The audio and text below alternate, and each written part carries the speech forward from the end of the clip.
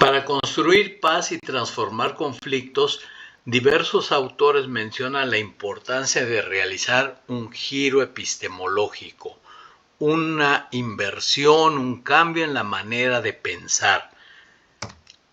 La propia UNESCO en su Constitución señala en uno de sus artículos que, puesto que las guerras han nacido en la mente de los hombres, es ahí donde deben erigirse los baluartes de la paz. Además de cambiar las maneras de pensar, también es necesario incorporar la sensibilidad para hacer este cambio que demanda la construcción de paz. John Paul Lederach comenta la importancia de utilizar un juego de lentes para explicar y comprender lo que nos circunda. En unos momentos necesitaremos unos lentes para ver más de cerca, en otros para ver más en perspectiva, más lejos, en detalle, desde una perspectiva histórica o viendo también en perspectiva lo que sucede. Estos distintos lentes, teóricamente hablando, podemos señalar algunas vías para irlo consolidando. La metodología socioafectiva, que trata de enfatizar los afectos, las emociones, para conocer de otra manera las cosas. La imaginación y la creatividad y el pensamiento paradójico, puesto que no todo es tan cuadrado como parece ser. Las perspectivas históricas también nos ayudan para lo mismo, como en un pensamiento socioambiental, el feminismo pacifista, el pensamiento complejo o el construccionismo social. Ahora bien, la realidad que podemos representar con este cilindro, la realidad puede ser vista desde distintas ópticas, desde esta perspectiva, desde acá, y el conocimiento que vamos a obtener va a ser diferente. Dependiendo de la perspectiva, es lo que podemos entender como realidad, como verdad. Por lo mismo, debe de quedar claro que nadie posee la verdad sobre lo que son las cosas. Dependiendo de la perspectiva, veremos distintos elementos, distintas relaciones entre las cosas. Desde una perspectiva disciplinaria, se entiende que la paz es un objeto multi, inter y transdisciplinario. ¿Por qué? Porque de alguna manera la paz le plantea preguntas, le plantea cuestiones a cada una de las distintas disciplinas que hoy por hoy tenemos, y cada una de las disciplinas le aporta a la paz para consolidarse como tal. Entonces, este cambio en la manera de pensar supone asumir esta perspectiva multi, inter y transdisciplinaria. Quien observa lo hace desde cierto punto de vista, lo que no sitúa al observador en el error. El error en verdad no es tener un cierto punto de vista, sino hacerlo absoluto y desconocer que aún desde el acierto de un punto de vista es posible que la razón ética, la razón formal, no esté siempre con él, dice Paulo Freire. Vicent Martínez Guzmán, en su libro Filosofía para hacer las paces, explica este giro epistemológico señalando la necesidad de ir más allá de la actitud objetiva para asumir una actitud performativa. Explica lo que él entiende por actitud objetiva, que no vamos a señalar en este video, y la actitud performativa la enuncia como esa actitud de ir más allá de lo establecido, de buscar la transformación y el cambio. De todos esos elementos que señala como la actitud performativa, ir más allá de las formas, enfatizaría yo el asunto de la intersubjetividad, el asunto de la perspectiva axiológica, la comunicación y las competencias humanas. Intersubjetividad que nos demanda darnos razones y exigirnos razones de lo que vemos, de lo que pensamos, de lo que hacemos, etc. Una perspectiva axiológica que asume los valores como algo fundamental de la vida de los seres humanos. La paz es un valor, por lo tanto, la axiología debe de incorporarse en el estudio de la paz. La perspectiva de la comunicación, que ya lo decía, dar y exigir razones a los demás de lo que nos hacemos, decimos o callamos, y entender la paz como competencias humanas que hay que desarrollar y poner en práctica. Ese giro epistemológico también viene impulsado desde una modernidad que hoy por hoy está siendo cuestionada desde perspectivas posmodernas. Mientras la modernidad enfatizaba la lógica, las disciplinas, el Estado-nación, el derecho, el orden y el progreso, etc., la posmodernidad enfatiza la importancia de que no hay una sola racionalidad, sino que hay múltiples racionalidades que demandan recuperar saberes excluidos, que incorporan perspectivas feministas, donde lo digital, las TIC, las redes sociales están jugando un papel preponderante, la racionalidad ambiental que nos demanda el cuidado del planeta, etc. Entonces, hoy por hoy estamos en una transición entre la modernidad, que aún persiste, y una perspectiva posmoderna que no se ha instalado del todo. Ni uno ni otro es la alternativa para enfrentar los retos de nuestro mundo actual, y ante eso la propuesta es la moderación, el tanto cuanto, buscar las mediaciones entre unos y otros extremos, identificar los equilibrios que se necesitan para mantener la vida, para construir relaciones de solidaridad y de comprensión entre los humanos. Ya lo decíamos, este juego de lentes nos demanda utilizar racionalidades diversas. Desde la perspectiva del pensamiento complejo, señalamos aquí solo la perspectiva de Edgar Morin, uno de los principales pensadores del pensamiento complejo, que a través de sus diferentes obras nos señala en qué consiste asumir un pensamiento complejo.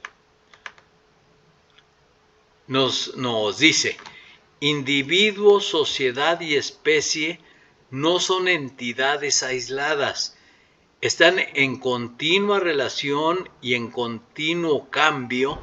Entonces, para entender esta complejidad de la realidad, tenemos que entenderlos como sistemas abiertos que interactúan en un medio vital que es físico, biológico, cultural, tecnológico, donde también las separaciones de uno y otro elemento son completamente arbitrarias. En la realidad, todo está relacionado con todo. Y esto nos ayuda a pensar que, por ejemplo, violencia y paz van mezcladas en la vida cotidiana junto con los conflictos.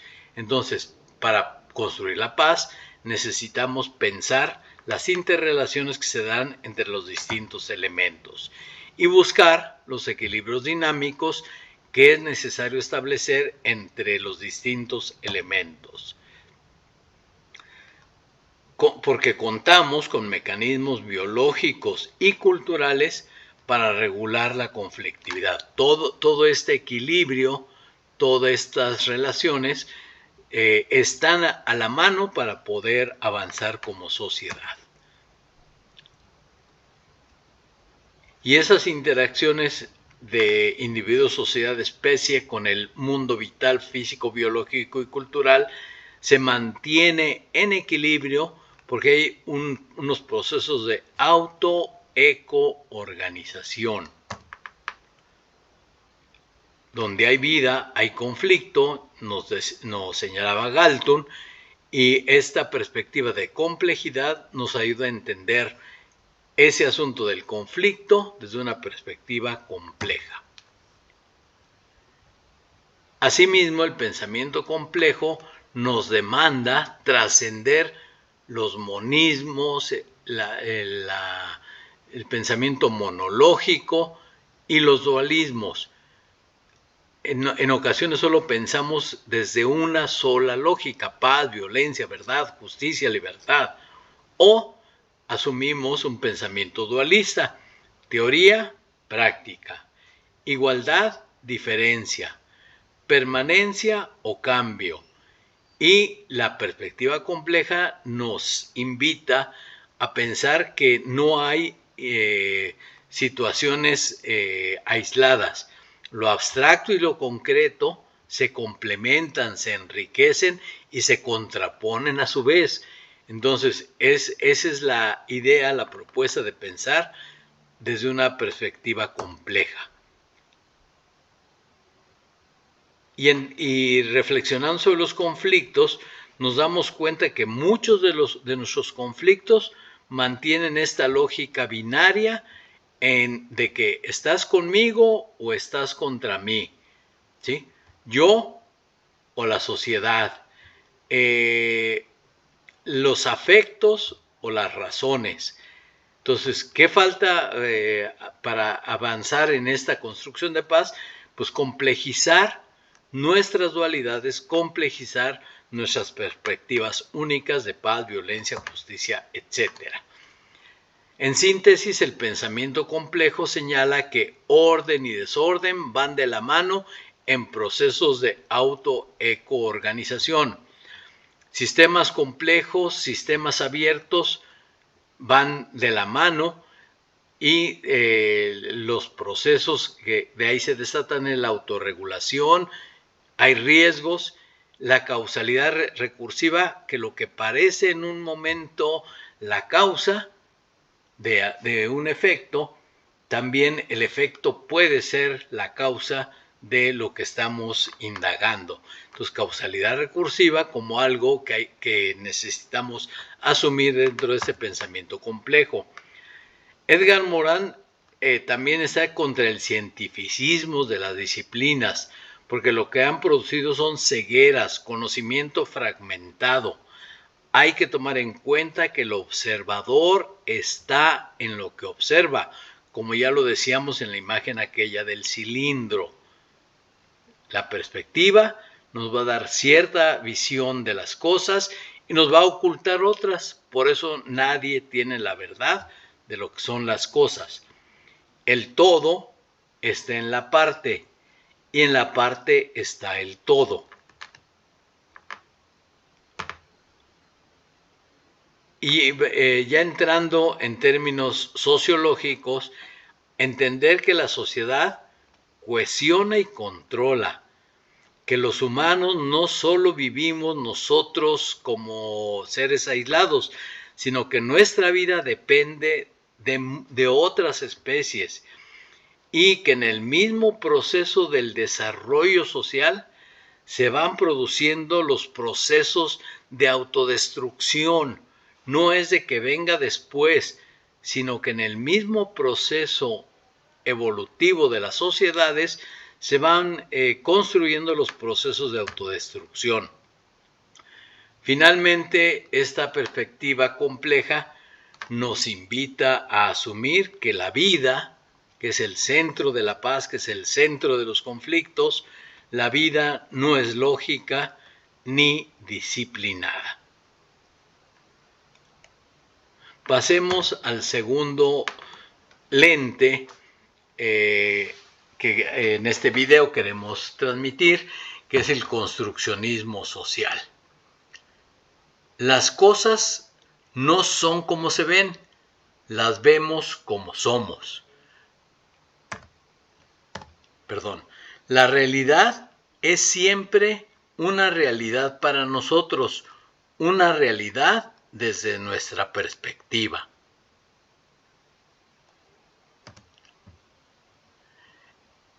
Esta teoría del construccionismo social, entre muchos autores que la han promovido, que la han elaborado, Peter Berger y Thomas Luckmann, nos señalan en este librito que los otros, con sus acciones y rutinas, aportan elementos para saber cuál es la realidad que vivo y cómo debo comportarme. Yo, si voy con mi portafolio trajeado en el metro a la oficina un domingo, por supuesto que los demás me verán de X manera, diciendo, pues está un poco zafado porque va a trabajar. La realidad ha sido socialmente construida y es individualmente incorporada. Cada uno de nosotros es resultado de una construcción social. Mi nombre, mi idioma, mi vestimenta, mi género, mi estatus social, ¿sí? Es algo que me constituye, pero no como un proceso pasivo. Yo mismo he realizado acciones para constituir mi identidad en un contexto. Entonces es una realidad socialmente construida e individual y activamente incorporada. Tomás Ibáñez, abonando otros elementos a esta teoría, nos dice que la realidad es infinitamente rica en posibilidades y que ninguna explicación agota la realidad de lo que son las cosas. Todo lo que existió en la antigüedad, Inquisición, cruzadas, etcétera, etcétera, todo lo que conocemos en concreto y en abstracto es resultado de construcciones sociales, universidad, ciencia, cultura de paz, derechos humanos, etcétera. Y la propuesta ante esa situación no es el individualismo, no es el relativismo, sino la invitación es asumir un relativismo relacional, porque todo está relacionado con todo. La realidad ha sido socialmente construida e individualmente incorporada. Un objeto, la piedra. La piedra, dependiendo de la profesión, dependiendo de la perspectiva, pues va a ser asunto muy distinto para uno u otro de los actores.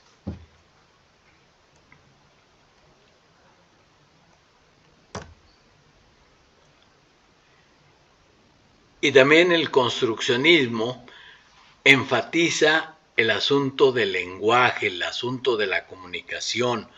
Hacemos cosas con palabras, no solo nos sirven para describir lo que vemos.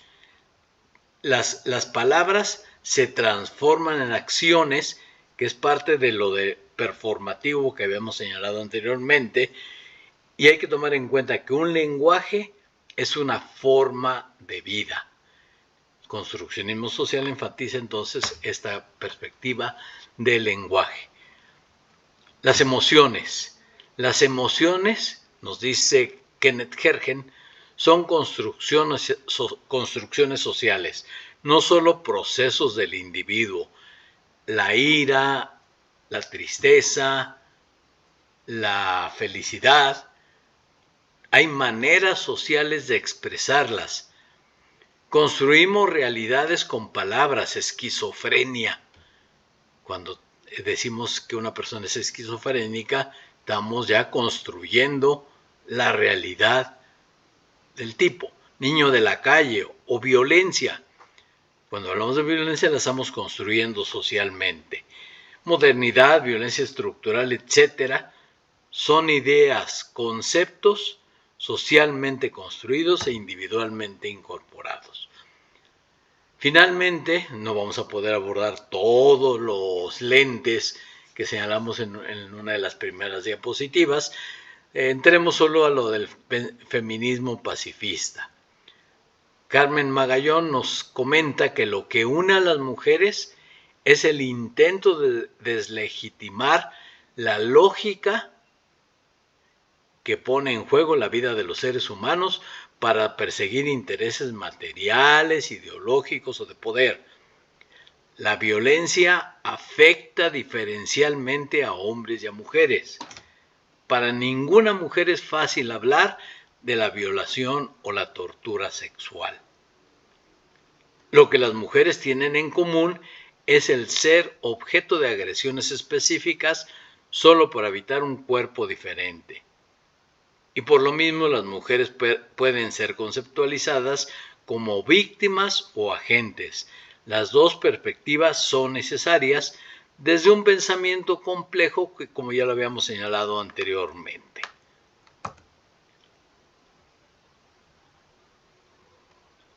Dentro del feminismo, la misma Carmen Magallón, no sé si en este libro o en algún otro, nos habla de categorías de grupos de mujeres que trabajan por la paz.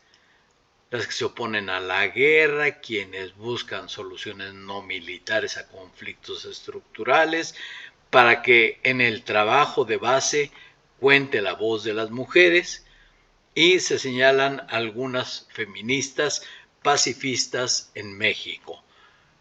No todo el feminismo es pacifista, no todo el pacifismo es feminista, hay múltiples feminismos y múltiples pacifismos. Y entonces, desde la perspectiva de construcción de paz, hay que identificar qué feminismos, qué pacifismos feministas contribuyen a avanzar en esta tarea de la cultura de paz. Aquí creo que es la última, la penúltima diapositiva. En esta diapositiva presento algunas de las mujeres que desde mi punto de vista aportan al feminismo desde distintas lógicas, unas más académicas, otras en la parte política, otras en la lucha social, todas ellas aportando a esta construcción feminista de la paz. Y finalmente, dentro del feminismo, pero ampliándolo a otra perspectiva, quisiera señalar el trabajo de Vandana Shiva en este video, que pongo ahí el título que tiene en YouTube, por si alguien quiere revisarlo. Vandana Shiva como una defensora del medio ambiente, de la ecología, desde su perspectiva de mujer, de la India, que defiende la paz y señala pues todas las irregularidades, el pensamiento ilógico y a veces tonto que hemos asumido respecto del medio ambiente, respecto de la mujer. Bueno, aquí finaliza este video.